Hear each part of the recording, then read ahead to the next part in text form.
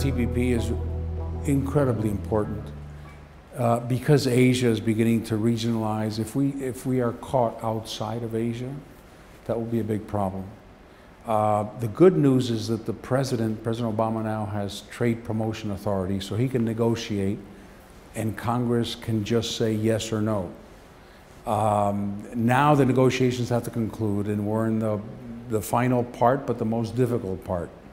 But there's pretty good optimism that it'll be done during his term, which I think is very positive. We have to get that going. That's a very strategic trade agreement. Every country that's there, Mexico, Chile, all the way down the Pacific, you know, it is the highest standard trade agreement that we're going to have.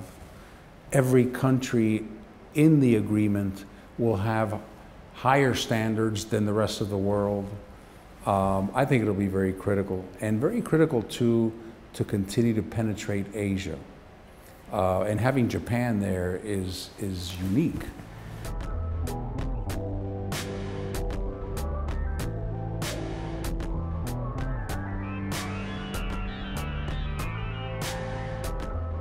Well, you know, they should be, ideally we should have a hemisphere that's united commercially so that we can trade as a bloc too with China. But I think countries need to start doing their own trade agreements with Asia.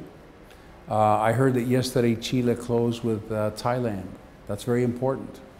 The US only has 3 agreements: Korea, Singapore, and Australia, if you include that as Asia.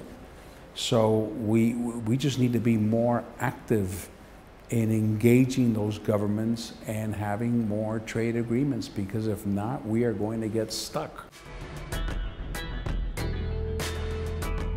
Yeah, you know, the US has trade agreements with Central America, CAFTA, with Mexico, obviously, NAFTA, Canada, with Chile, with Colombia, Peru, Panama. But they're not stitched together. They're individual. And the challenge is to stitch as many together so that we can all trade with each other. So that if someone has a trade agreement with the US and the US has a trade agreement with another country, that other country also, so we triangulate. That's missing. And that's a lot of work, in addition to adding countries. I think Chile is key because they've demonstrated that you can have a social conscience and a growing economy. So you can have on one hand social programs, but on the other hand, one of the most open economies in the world, one of the most active in trade in the world. And I think that's where Chile sets an example for countries, not just in Latin America, but countries throughout the world, including Europe. So it's a very open market, but they recognize that they have social necessities that other countries outside of the hemisphere may not have. And they have been able to balance those two with very good fiscal management.